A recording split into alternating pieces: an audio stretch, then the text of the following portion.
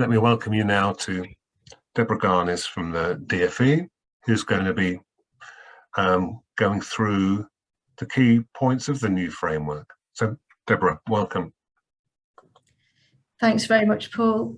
It's really nice to have the opportunity to speak today, and especially to round two providers. I think you are, aren't you? I don't think I've had much of an opportunity to speak to you so far. So that's really really good from my perspective. So I'm going to give you a very high level overview of the new framework and trying to pull out some of the key things of note and some of the key changes, and maybe I'll answer some of the questions that you've got along the way, and if not, there'll be an opportunity for you to ask them in the Q&A section. So this is going to be a fairly speedy run through from my point of view, to keep it short. Could I have the next slide, please, Paul? So as you might know, we have now published a brand new framework for delivery. We published it in December, and we didn't just publish an updated version of the framework. We published it in a package of documents which you may or might not have seen. So alongside the framework, we published some new national technical outcomes for the first 7 routes. So this is what I call the sort of technical content, national technical content for the programme. We've published a couple of additional resources on specific things, like the work experience template and a resource on projects to support with the design and delivery of those 2 things that providers can use if they wish. And we've also published for the first time a guide for students, which kind of mirrors what's in the framework for delivery, which is aimed at providers. But this is very much a sort of framing it in ways for students, really. So we published a new package. The reason we've published a new package and updated the framework, as we said last year when we announced that we were doing this, it's really to kind of introduce greater consistency into the programme. It's very flexible. It's a study programme, and we know that providers find it, find that they, that flexibility, having some flexibility is important to tailor provision to their students. But this is a national programme, and we wanted to make it more consistent for students across the piece wherever they are studying it, and this is in part as well to kind of respond to feedback that we've had from providers as well. So that's the principal aim, really, retaining some flexibility but trying to make this look and feel a bit more similar for students, regardless of where they are studying it.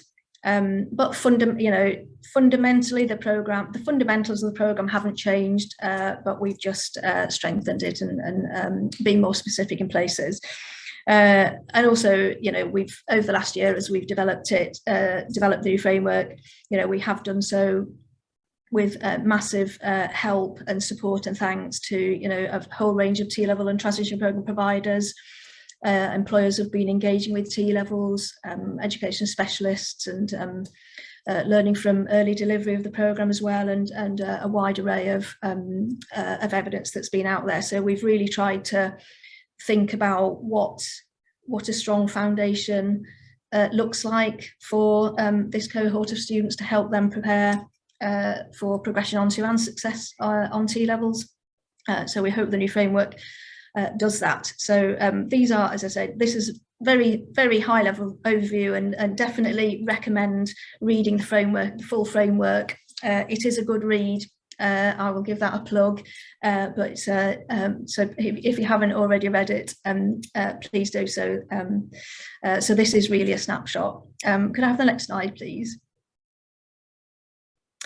So, as I said before, the fundamentals of the programme haven't changed. The purpose and target group are the same. It is still a programme targeted at or aimed at preparing students for progression onto and success on their chosen T-level route, and therefore it is still targeted at students with the potential to progress onto a T-level, but are not quite there, and they need, they would benefit from additional study time and preparation to help them get ready for a T-level. So fundamentally, the purpose and target group are the same as it's always been. You'll find in the new framework we have set out a short list of key principles that we think at a very high level kind of encompass what we think a good transition programme should look like. This is, I guess, the essence of what we think all transition programmes kind of should. These are the principles that we think should underpin all transition programmes. Some of this is, it's not kind of rocket science really. It's quite sensible. It should provide relevant preparation for what students will experience when they reach their T-level with a line of sight to what they're going to be doing. It's not just about developing technical knowledge and skills. It's about developing a broader set of knowledge, skills, and behaviours that will set students up for success on a T-level and in the workplace more generally. We think students should be clear about what it is that they are the core knowledge and skills and behaviours that they are aiming to achieve by the end of the programme, and developing that sense of ownership about their learning development and the progress that they're making. As now, we think it should be responsive to individual students' needs, and that's why there's a big focus on diagnostics and help, identifying what it is that students, individual students need to help them have the best chance of progressing to a T-level. We see it as being a holistic programme, so even though there are different elements to it, they are not isolated elements. They all they do integrate and relate to each other and reinforce each other. And also, we think important that the programme also helps students make the right decision about what to do at the end of the programme, whether that's choosing the right T-level or choosing an alternative next step. So we've set out these new principles. They're quite high level, but we think they are a strong set of principles to underpin the programme and really get across its essence, I guess. Next slide, please. So for me, one of the biggest changes I think we've made to the framework is that we've been much clearer about the knowledge, skills, and behaviours that we think students should develop on the programme. There were smatterings of this in the previous version of the framework, but we've been a bit more systematic about reviewing this across the whole programme. And we've kind of identified 5 areas that they thought, that these knowledge, skills, and behaviours fall into. And this is really about what students should expect to get out of the programme, wherever they're taking it.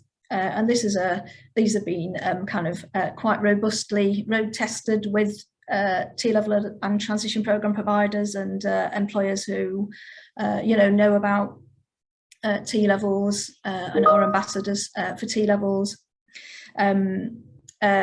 So this is I think this is the nub really for me. This is we've been quite systematic about identifying what we think a good common set of knowledge, skills, and behaviours are for this cohort to prepare them for T-level.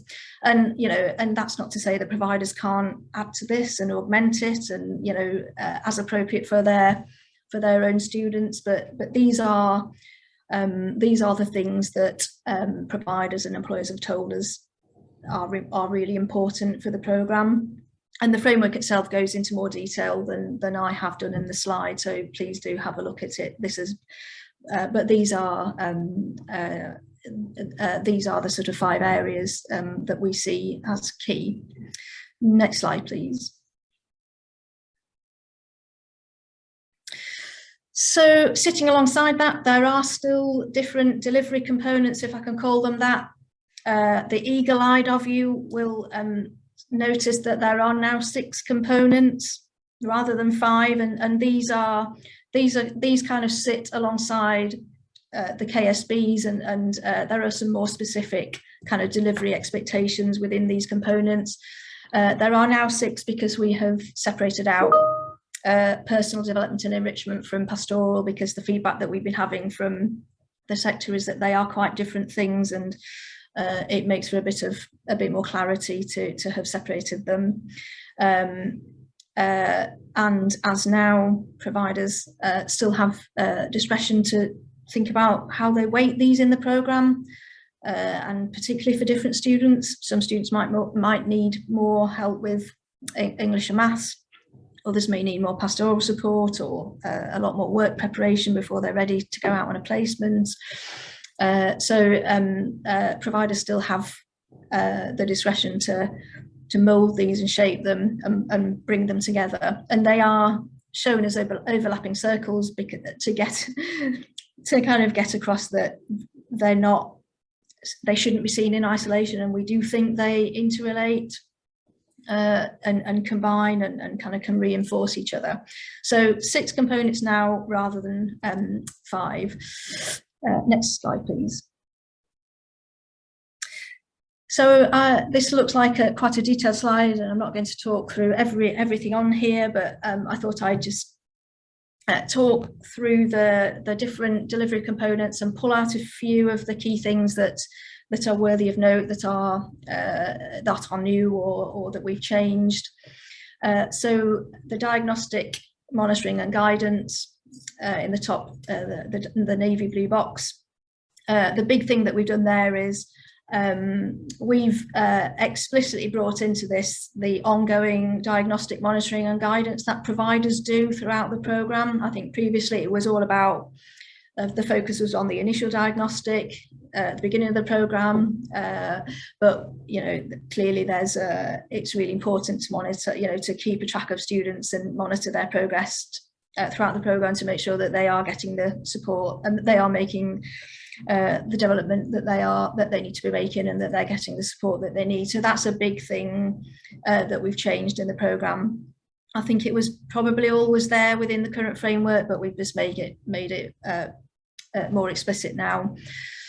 English, maths and digital, that's largely the same, although we have brought digital into this component now because we think it makes more sense to have English, maths and digital. Digital was previously in the work experience component.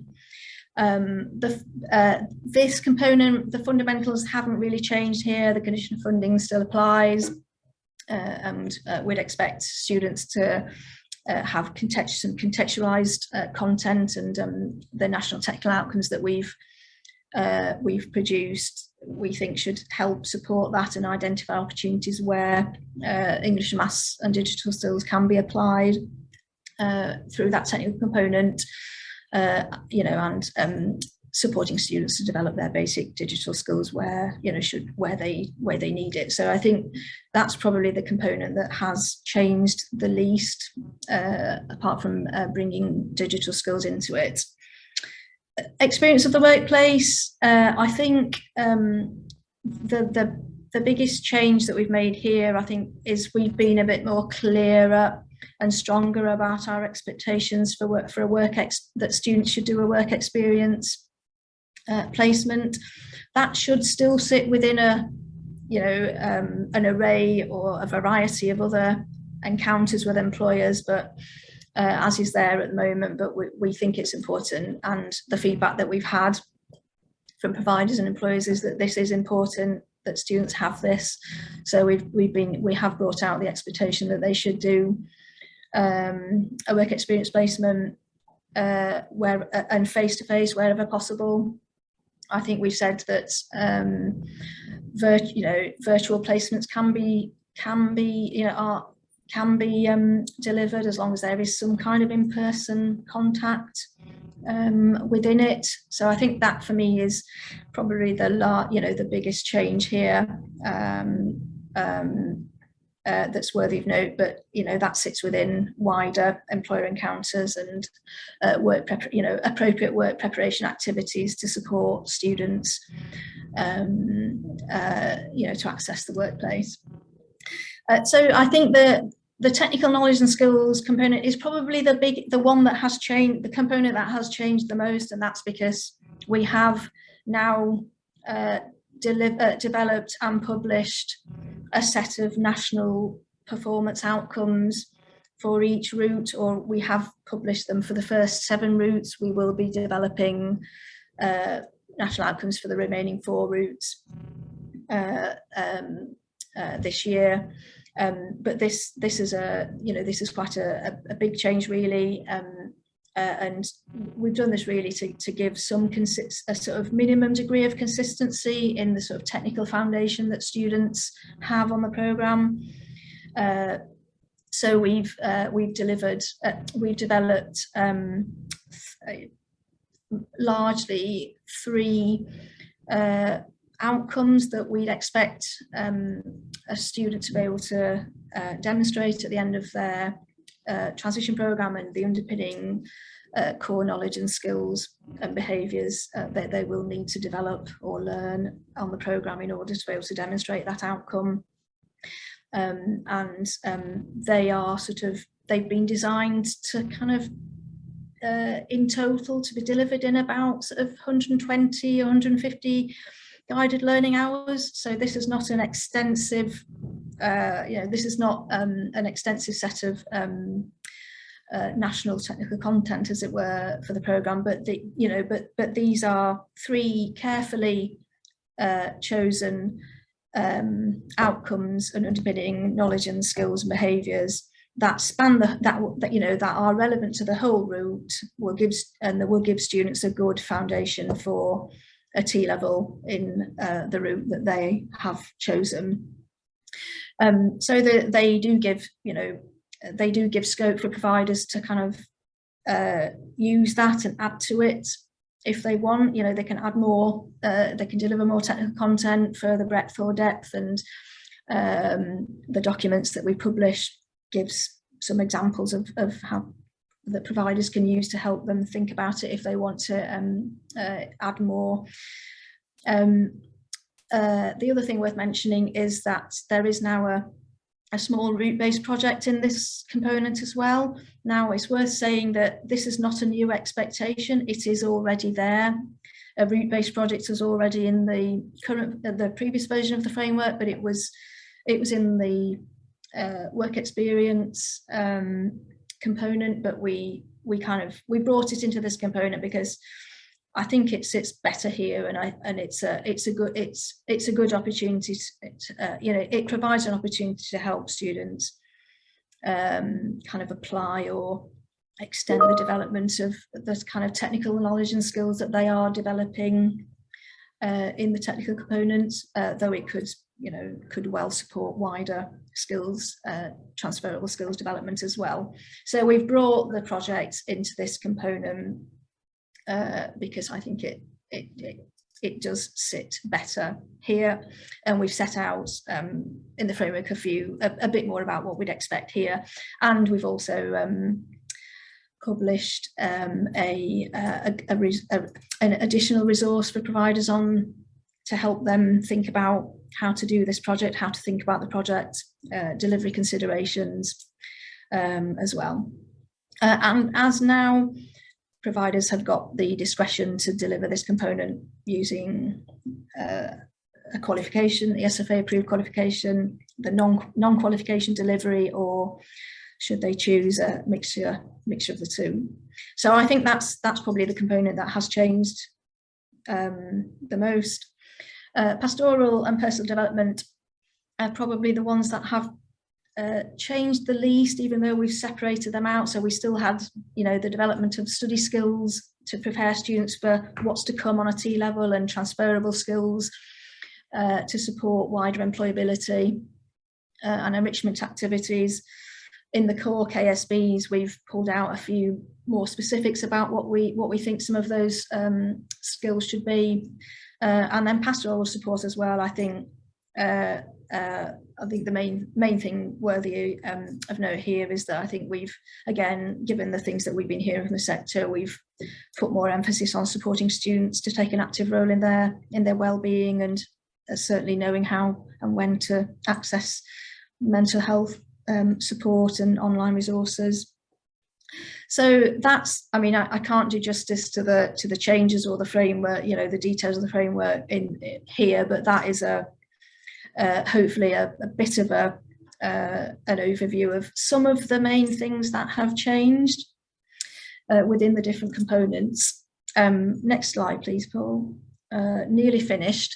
So I'm not going to talk much to this slide, but this is just me pulling out what those the national technical outcomes are for each of the 7 routes that we've published, just to give you a bit of a sense and a flavour for what they look like. But there's some detailed documents that we've published for each route that sets out much more detail behind each of these outcomes. Final slide, please. And then the final slide is basically a recap of some of the changes that I've already talked about. But as someone mentioned in the poll at the beginning, probably the final thing worth mentioning is that the framework also now includes some examples from real examples from the first year of delivery from round 1 providers. You know, just to bring the framework to life a bit, and giving, you know, to give people a bit more of a feel for how some of the providers are delivering different aspects of the programme. So that was my whistle stop overview of the new framework and how it's different, what's changed, what stayed the same. Brilliant. Thanks ever so much, Debs. That's it's really interesting. Right, so now we're going to enter into panel discussion and Q&A. I can see that there's some questions have been entered into the chat. We'll be monitoring the chat, and I'll be feeding questions to the panel. So I'm just going to stop sharing for a moment and just get the first questions to come up. Okay.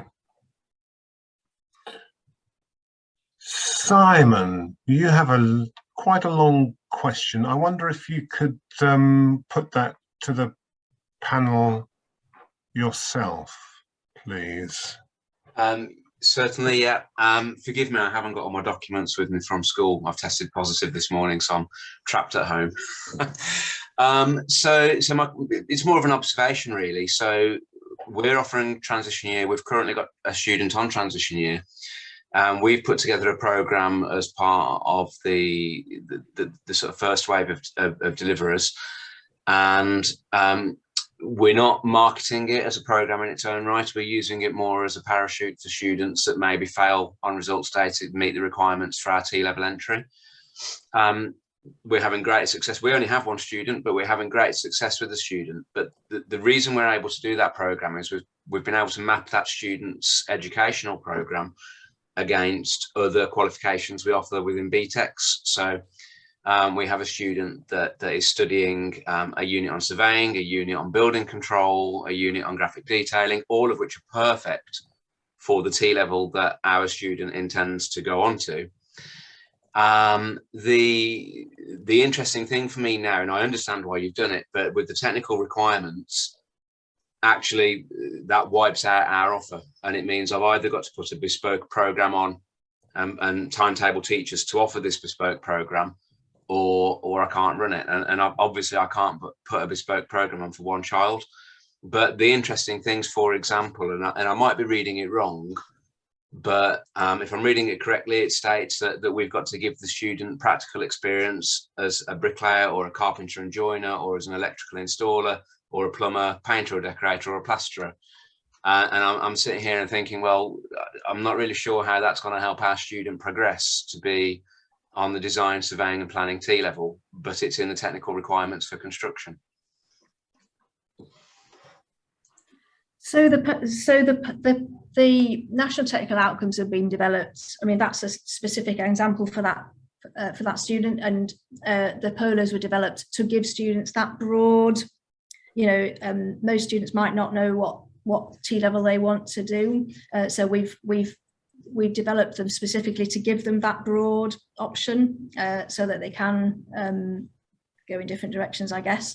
And I guess in terms of how that then affects your particular transition programme, I think there's still scope to think about how you can deliver them, because I don't know if I understood you correctly but you were trying to look at the different qualifications that you were running and picking and mixing. Was that right? You were picking? Yeah, that's right. We offer some BTECs which we're using, and the student is getting some unit accreditation. But for us, that's really useful because it means they're doing learning and responding to assessment, which is nationally benchmarked, to give us a firm and clear understanding of where they are. I know we're a very unique case in point, probably, but we only offer one T level, so it's either they're right for our T level or they're not, and we will have screened them for that, you know, at the start before we've put them on the transition year. But obviously, and I understand you've got to do things nationally, but I suppose what I'm saying is I'm struggling to see how we can make this work for us. So we will probably lose our transition year offer, because we can't afford to put on a bespoke programme for the very small numbers that we'd be talking about. I wonder if I can bring Elise in here on this with your particular set of expertise. I think it's, just as well, Simon, I think it's worth us as the AoC team as well. I'm going to pull in Elise because this is her expertise area as well, which is very beneficial. But I want you to know that the AoC, your RM, will happily support you with initially mapping that potentially across. I think a first step, and then identifying that gaps, and we can give the time to sort of support you with that more than happily as an RM. So please, don't feel you have to do that task individually alone. We'll support you with that activity, trying to map it across and maybe identifying what gaps there are and looking at how we can do that to support you with that. I'm just going to hand over to Elise because I know she's a little bit more, but please, we're here to support you as much as possible. Yeah, so it was just to really confirm that, yes, that is the case, that the performance outcomes for the construction particularly are, as has been mentioned, all of the performance outcomes and the national technical outcomes are written at root level, and link in with that kind of notion of holistic delivery and part of that programme that's supporting students making decisions about the way forward, and that they should have the opportunity to experience all of the 3 T levels that come within that route. And actually, I was going to suggest that perhaps they contact their relationship manager if they haven't already been introduced to them, because I'm sure they can work with them on how they can make this work. And also, I'm sure it's going to be mentioned at the end, but we have some technical focus groups where curriculum specialists will be coming together to explore those national technical outcomes and look at what they might mean and how different providers are approaching them. So there may be opportunities there to network with other providers and learn from how they might be looking at delivering that. But it may well be, for example, that you could do that through an employer, through the work experience, where they have the opportunity to develop some of those skills. And it was the engagement with employers that were insistent that regardless of which T level they progress to, students should be aware of what you call I saw in the chat, the trades and the services and the range of other occupations that one day this student, when they're successful, may well be managing on site or planning for, and therefore understanding what that involves and developing some hand skills, and the manual dexterity would also be helpful going forward. But yeah, as Steph was saying, I would recommend that you contact your relationship manager and perhaps contact through Steph or Steve, or perhaps Steph will put something in the chat about how you can find out who your relationship manager is.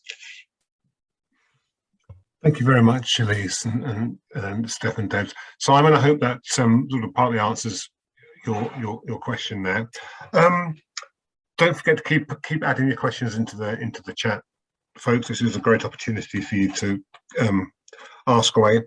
I would like to ask the panel around something around establishing the qualification that came up in the Menti poll, and just wondering what plans there might be centrally to help support providers to get the qualifications established, and then whether within the work that we've been doing we have any good examples of where providers have managed successfully to establish the transition program as part of the everyday offer. So I'm going to ask that to Debs or Joss initially around any plans to support providers with establishing the qualification. So is this around the transition program as a whole, and sort of what are we going to do to sort of establish the transition program as a program, as it were, or is this about the technical qualification on the program? Is this a higher sort of, have we got plans to have a campaign around the transition program? That's more what I was thinking of. We saw Nadim Zahawi sitting with his TL badge, and we were assured it wasn't Tory leader that he was wearing it for, but it was nice to see some branding go out, and whether that sort of thing might extend and help. Yeah, so I mean that is something that we are going to be thinking about, and how we can, what we, and thinking about what we do want to do on this going forward, and linking up with anything that might come up in the future that we can join in with around any T-level campaigns and that sort of thing. So it's definitely on our radar of things to consider what we do in this space. And shall I just add as well of this? You may have seen, or you may even have received by email links to the toolkit for the Young People Skills campaign that launched yesterday. So this is a big cross-government campaign that is linking sort of all messages around skills and promoting and sort of having clarity of marketing for young people to help them navigate the choices and have a sort of clearer view of what those choices are in the landscape as it stands at the moment. So that has just launched, and we were being shown some of the visuals this morning, which are really great, and they are actually it's a campaign that is actually targeted at the target group. So we, not being the target group, may not see it out in the real world or in social media as much because we're not the target group, but you may well see it a bit if you have a social media presence and out and about and on the radio as well. So that's been a really big cross-government push to launch that campaign. So you should be seeing more material filter through your inboxes or your comms leads inboxes. So that is how T-levels and other programs in this space will get promoted at this point. And so the transition program is linked to that, because all the evidence shows that to increase awareness of the transition program, you need awareness of T-levels. So there's a sort of domino effect there. So we are part of that bigger campaign and making ongoing efforts in terms of the next steps. And it came up on my Instagram, Josh, yesterday, so those adverts are out immediately, so that's positive. It's the Get the Jump campaign, is that the one? Yeah, Get the Jump. Get the Jump. I shall put it in the chat, the link to Get the Jump. Can I just come in as well? Just I put earlier on, I put a link in the chat as well to the actual web page where the framework for delivery is published, and there is in amongst the number of documents that's there is a guide for students that's been published too. So so providers can take that or part of that as part of their marketing material as well for attracting new students to the transition program. So I think that's already there too. So I would urge providers to have a look at that just to see what they can potentially take and use as part of their own individual marketing. Thank you. Steph, not to put you on the spot, but to put you on the spot, any examples of good practice across the piece where providers have successfully really built the reputation of the transition programme up? Yeah, so I would say that it's really, we're seeing a key evidence between trying to get a correlation between your T-level programme and your T-level transition programme, and as much integration as possible. So the students wearing, I'm going to put one of the providers on the call, we have Manchester College, who their students are in hoodies, and that includes both T-levels and T-level transition programme students.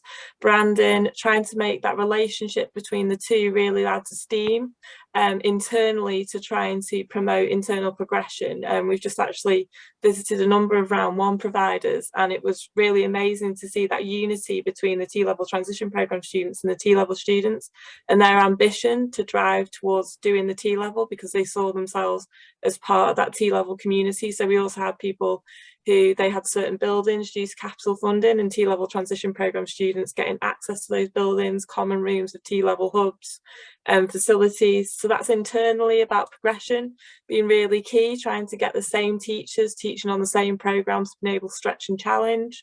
And then I would say it's about advice and guidance, and it was really nice to see that being picked up as part of the framework, because it's about the right student on the right course, which everyone will always say, and the T-level transition programme is an opportunity to give that opportunity the route-based approach gives that opportunity. You don't know what you don't know, and so before going on to the T-level, the student gets the breadth and depth to know the different routes opportunity, and to study those different opportunities and the career progressions in those different opportunities. And that's what Elise very kindly touched on, came out within the discussions when we're having the panels, that people wanted that breadth and depth. So I would say about careers and guidance, there's lots going on with schoolwork, getting into local schools, and trying to piggyback onto that T-level, really emphasising this is a T-level transition programme in all documentation, all branding, and people seeing it as part of that community and not a separate entity, because it is the progression route for the T-level. So there's some really positive activities going on. We even have a T-level car at Bishop Burton, which drives around and collects students in. So some really innovative approaches going on. Lovely. Thanks very much, Steph.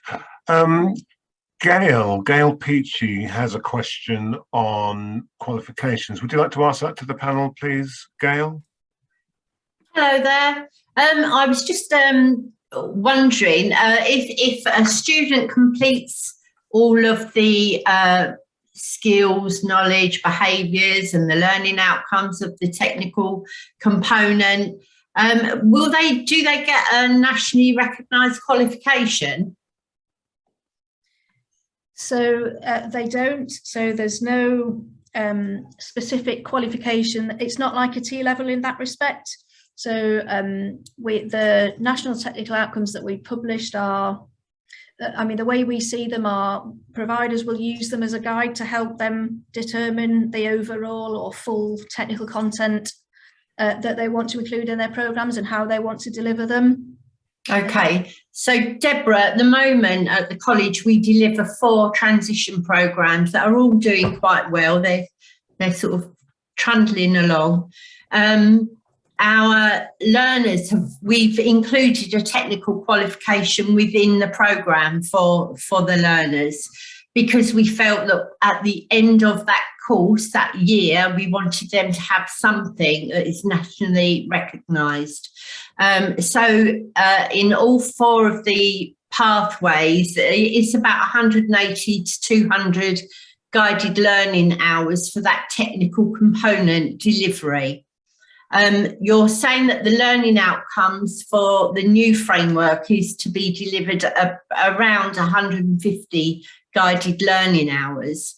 Obviously, we only get funded for the 540 guided learning hours, and that will include all 6 elements plus our technical qualification. I'm not sure that that's going to be doable for a level 2 learner. Are you suggesting we take away the technical qualification that we've included in our in our transition programme? So what we've said is you can still deliver a technical qualification. It may be that you think, I mean, providers may want to think, you know, use the polars to help them decide what, you know, whether to, you know, what qualification to use. And is the one that they want to use, does it cover all of them? Does it cover some of them? You know, there might be some overlap. So it's, I guess that would be a consideration that you might want to have a look at. Now we've published the polars, and is that something that has not been done then by anybody to see mapping it across? No, so we haven't done mapping of qualifications at the national level. So yeah, so I think that would be something that providers would need to have a look at, and look, you know, the qualifications that they're wanting to deliver, or they were planning to deliver, and just have a look at it on that basis. Elise, I don't. Oh, no, sorry. Sorry, I don't know if Elise wants to talk about the process of how we derived these technical outcomes. So. Yeah, I'll just mention in terms of the mapping, no, the mapping hasn't been undertaken at this stage because, as you're probably aware, for each route, there are tens of qualifications that could particularly work. And we know from those that are currently delivering the T-level transition programme that a range of qualifications have been used. So it's not been feasible and practicable to do a mapping against every single ESFA funded qualification, and that's why it's not been done. In developing the content, we have looked at all of the qualifications that are out there and the qualifications that are currently being delivered, and you'll probably find that most of the content of the national technical outcomes can be mapped to an existing qualification. There may be some additional content that you need to add over and above the qualification, but it should be able to be fitted in a way that that works well with the qualification, not that it needs to be seen as something separate. I mentioned the technical focus groups. We have some sessions starting next week where the curriculum specialists can come along, and we'll be going through the national technical outcomes. And then later this academic year, I believe it's in maybe May, we'll be doing some mapping activities with those that attend. So we are aware that mapping is something that is of interest to providers, but there isn't anything that's been done at the moment, but we're going to be working with providers to support them doing that going forward. Thank you. Thanks. That answers your question, Gail. I would imagine that there are a number of awarding bodies falling over themselves at the moment to produce some kind of qualifications that fit to these different routes. We've had a couple of questions come in that's around success and the definitions of success. So I'm going to give you kind of a two-parter. How are you going to how are you defining success on the TLTP? But more specifically, if a student doesn't progress to T-level, they move to another level 3 after completing transition program, does this still count as positive progression and success or not? So I can take that one. So in terms of the first question about how do you define success, again, this is something that we are now considering. I mean, we recognise that it is early days for the programme, and we've just published a new framework. So we will be thinking about what do we think success is, and we know that not all students will progress to a T-level. So we will want to have a look at that. We want to look, you know, we will definitely want to look at the data and what students are doing at the end of it, to kind of inform any future decisions we make around that. So in terms of whether a move to another level 3 program that isn't a T-level, does that count as success? That will be one of the questions that we will want to answer, and as part of that, I mean, I don't know. I mean, we're not at the moment.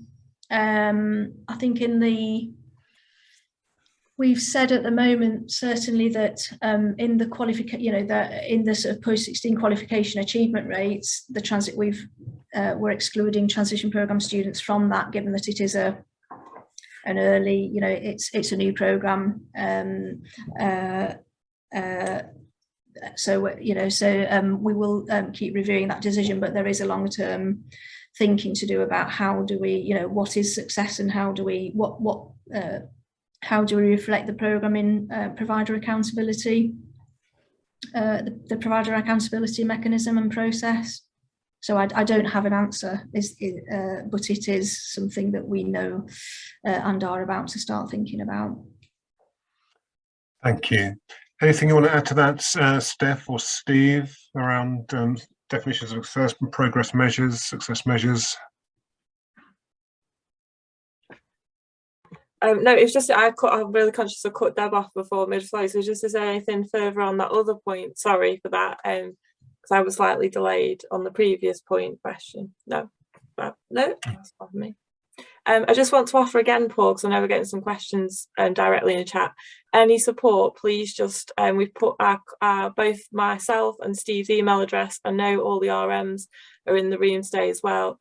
Nothing is too much trouble. We were happy to help you support map those across, look at ease of any remaining content. I know Elise has already highlighted the technical focus groups, and I know we'll also really highlight those again, but please, we are here to support you, and we will go over and above to make sure that you feel supported, because we understand this is a change policy. We've been in your position when you get new policy through, and it's about digesting it, absorbing it to work within your environment for the best interest of your students. So please, please, nothing is too much trouble, and I really want to highlight that again. We are here to support you. Questions, we all are here 5 days a week. Please just email and we will get back to you immediately, and if needed, go to Deb, Jose and Elise and get those referred up as well. We want to hear your feedback. We want to have that dialogue with you. So I'll take that one in, Paul. Yeah, so I think in terms of success, I mean, we're supporting providers to develop their transition programs in order to, in the first instance, get students to progress from the transition program to the T level. Clearly, there's the transition program operates slightly differently across providers, because some providers see it as that's their level 2 provision for the area, whereas other providers are seeing a transition program alongside a level 2 study program. So there's slightly different emphasis from providers there, but I think, the very name of it, this T-level transition program, I think, we're all trying to promote students coming from the transition program to go to the T-level. We're all been in education long enough, though, to know that a student staying in education is a success regardless. Great. Well, I've got you, Steve, actually. Thinking about Simon and his one person on the route, we've had some feedback come in around where people have started to ask about combining 2 routes together, and that seems to have been particularly in health and childcare. I wonder if you could just sort of let providers know what the sort of score is there, where people are merging programs to make them viable. Yeah, so we know we had a direct question from a provider last week about this, and so we followed that up, and the DfE kindly came back with a response to say they're happy with providers to combine transition programs. So it's clear at the minute that education and childcare and health in particular, there's certainly commonalities there, and we know that some providers are looking at that in order to give the students another year, a sort of foundation year, before they choose which T-level they go into. We've had to look further down the line, and potentially there might be similar things arising through business, legal, finance and accounts, and there might be some commonalities there which might appear too. I think what providers need to realise is that if they're combining 2 programs, they need to make sure that they meet the national technical outcomes of both the programs. Although when they register the students, the ILR code, there will be there's not any combined ILR codes, so there's only ILR ILR codes per route, so therefore they would have to pick one of the ILR codes in order to register the students. Some of the smaller providers might be sort of thinking as well about financial viability of the T-level transition program in terms of numbers. So again, you know, by putting two technical components together, they might be able to make the course financially viable. But again, there's two sets of national technical outcomes that they have to meet at the end of it. Thank you. Anything you want to add there, Debs or Jose? I was just going to say that, and I guess the same, and it's the same comment whether you're delivering a single route or a combined route, really. And to reiterate what I said in my presentation about, you know, providers, we've published we published the national technical outcomes, and providers do have that discretion to think about how best to deliver them. Do they want to do it through a qual? Do they want to do it through projects, or, you know, some other way of doing it? And this also applies to, if, you know, in a case where you want to combine it, combine it. So, you know, if that makes it easier to introduce different bits of two sets of polos, there's different ways of doing it, and it will be for providers that, you know, they will have it within their gift to think about how best to deliver it and to deliver those outcomes in a way that works for them. Great, thank you. Elise, I see your hands up.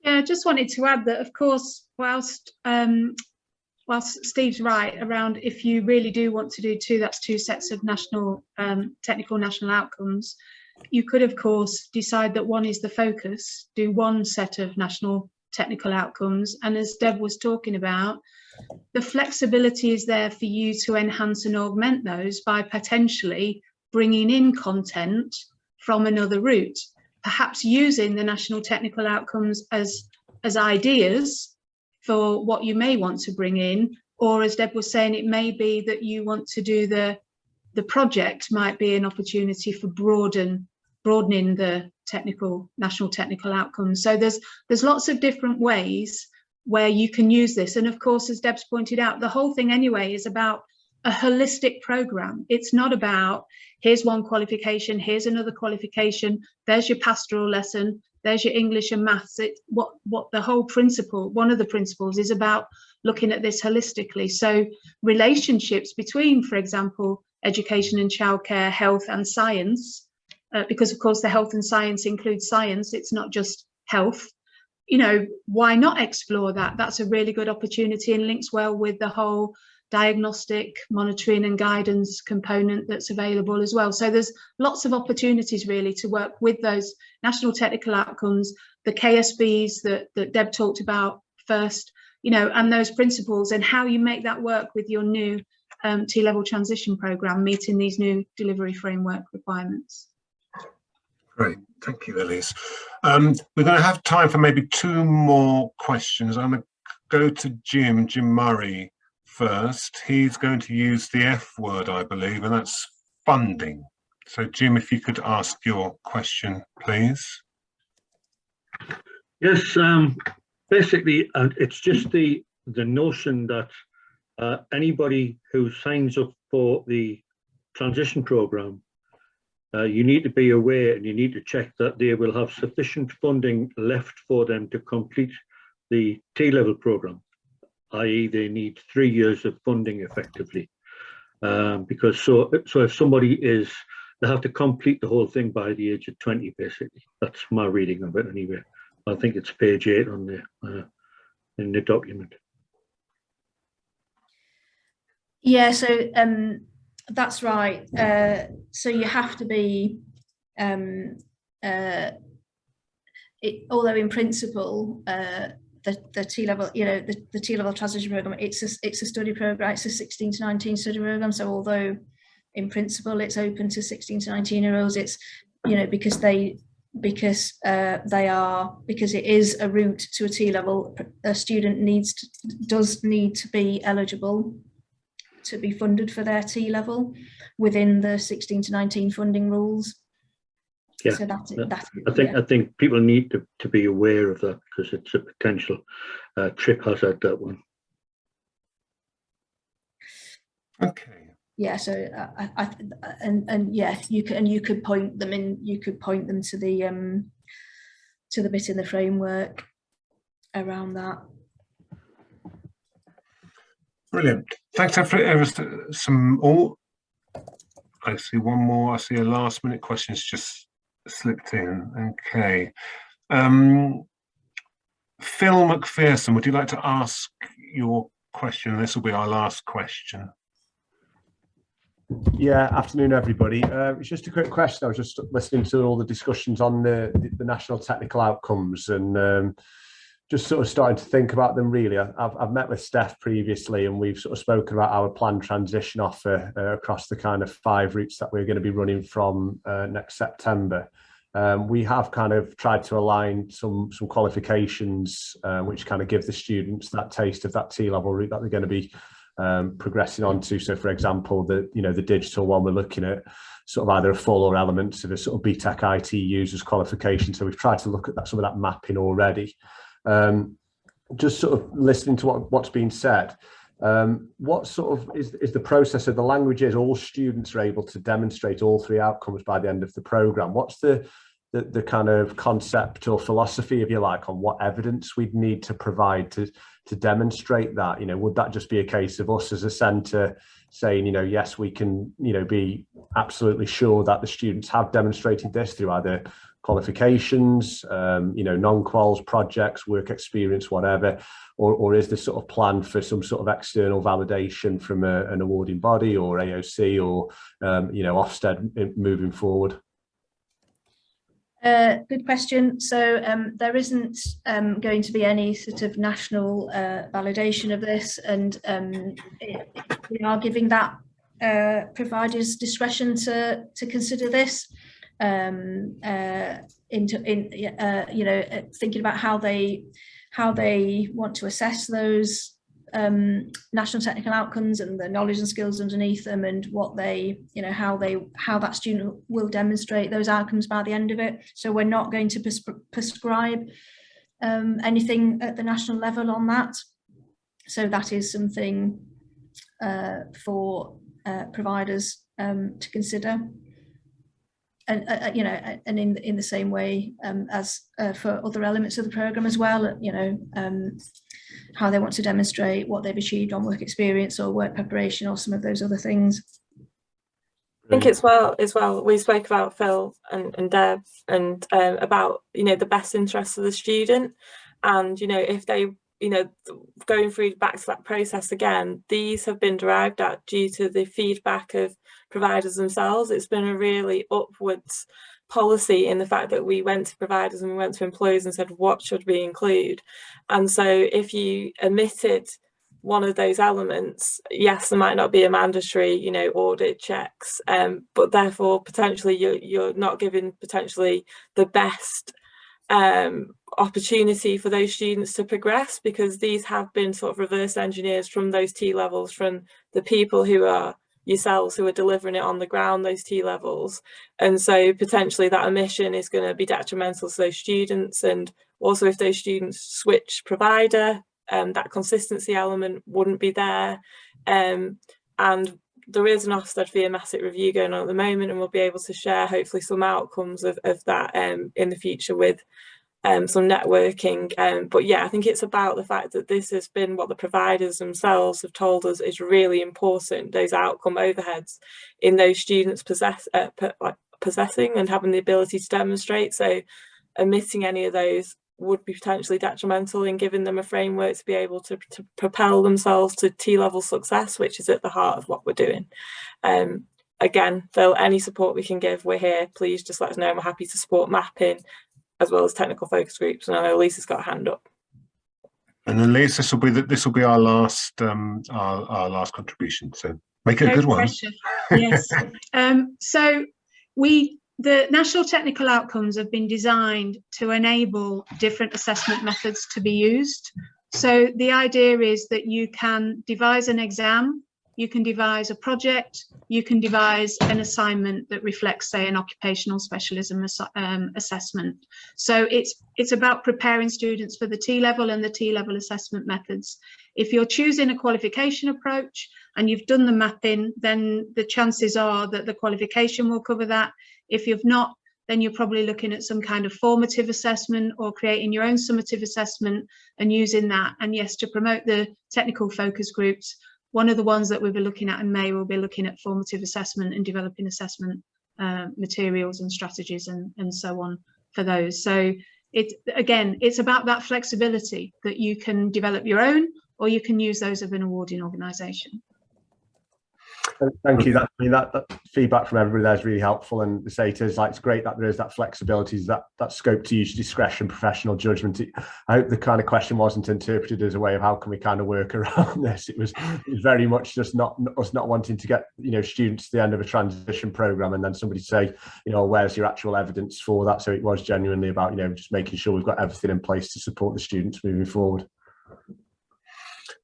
Yeah. Right, fantastic. Thank you very much, everyone, for your questions, and for the panel for your responses. I found that very interesting. I hope you did too.